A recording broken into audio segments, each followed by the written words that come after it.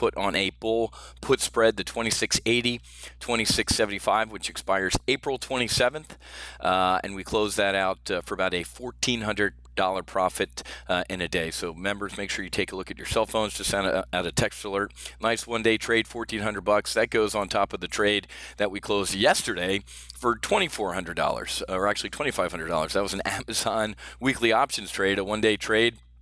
The 1425, 1422 and a half, huge pop out of Amazon yesterday, and that was a one-day trade. So about what's that, $3,900 in 2 trades in 2 days. So having a good time here at TGO, loving this market. This will rear its ugly head again strategically, folks. China prepares emergency response plan amid escalating U.S. trade war. So just because, you know, I like to use this the saying, the media only cares when it cares, right? Or the market only cares when it cares. So some of these massive pullbacks and spikes in volatility were what? Trade war, trade war, trade war. What, did that all just get solved? No, it didn't. So remember, folks, the market's going to care when it cares. Here we have a nice airspeed through the 50-day moving average right here. I think we're getting a little hypoxic and might actually come back down to this 50-day moving average, especially based on these blowout bank earnings where nothing's really happening, which we'll get to a second. But remember, folks, one tweet, one press release out of China, something like that, and all of a sudden the Dow's down 300, 400 points on fears of a trade war. Remember those days? Very interesting, folks.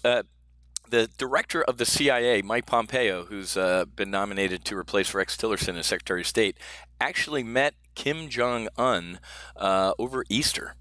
This dude met the dude who's threatening to kill us, which is very, very interesting. The president confirmed that yesterday when he was up in Palm Beach at his place. He actually met with the dude.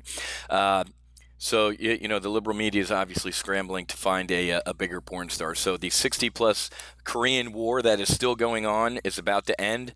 And, of course, the media don't care. They're not going to give the president credit for anything.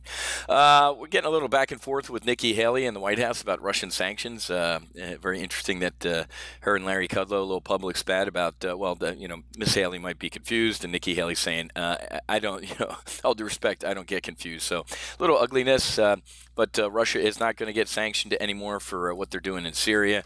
But I'm sure the president, if they even blink wrong, might have those sanctions ready. So still a lot of potential economic stuff out there, as well as military stuff, and we're starting to hear that Russia's starting to launch some quiet cyber attacks on us for what we're doing in Syria. So that could get very interesting. Morgan Stanley blowout earnings and revenue, folks. Profit jumps 40%. That is just the Goldman Sachs earnings were disgusting. JP Morgan, the best in the history of the company, and the financials have done nothing. Goldman Sachs, let's take a look at Goldman Sachs, flat. JP Morgan, flat. So it really was a, when do we get to the fireworks factory? When did we get to the fireworks factory? We get to the fireworks factory, and it's boring. I warned that this might happen. I warned that Q1 earnings might be so good and they might actually sell on the news. You can't ask for better earnings, but the market is kind of shrugging like, what have you done for me lately? This time last year we would have killed for earnings like this, and now it's funny. We're getting what we want, and the market really isn't responding. We're going to talk about that in about 31 minutes in our Accelerated Retirement live trade brief. Still waiting. This is the other reason I took that one-day profit of $2,400 in Amazon, because the Supreme Court's talking about this whole internet sales tax, and it's interesting that some justices appear reluctant to overturn a before the internet precedent, exempting many online retailers from collecting sales taxes. Many states and local governments, unless a company has a physical presence in that state, they can't collect the tax. And we know where Trump stands on this, because he just does not like Jeff Bezos. So this will be interesting to see how the Supreme Court plays out. Stocks are kind of flat right now. The Dow's flat. The S&P's up about 9 points. That's another reason why we're taking our one-day gain in the SPX trade. But this is what I'm getting at here. Traders are searching for the next catalyst. Okay, what's going to take us higher? I said this would end hovering on the 200-day moving average because of Q1 earnings, and it did. So we nailed that. We've nailed just about everything that's happened in this market. And now I'm telling you, we're going to get pulled back to the 50-day moving average and hover around that, kind of like we chopped through it up here. So traders looking for the next catalyst, and it's going to be interesting.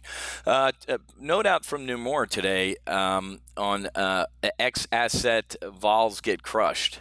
So it's going to be very, our barometer for this market, and I had a very thorough discussion yesterday in the primary live trade brief about the VIX. I mean, look at this, folks. We're almost back down to our old resting heart rates of about, the low teens, 9 or 10. We're down. Well, VIX is up a little bit right now. It's interesting with essentially a flat Dow. It's up 3%. So as I mentioned yesterday, I said, give me 1-2 more days. It almost might be time to get long vol again. I don't think the trade war thing is over with. I don't think we've heard the last from Russia and them poking us and oil catching a bid here. There's enough out there where we might get another, grab your chest, retest the 50-day moving average. So we're going to talk about that.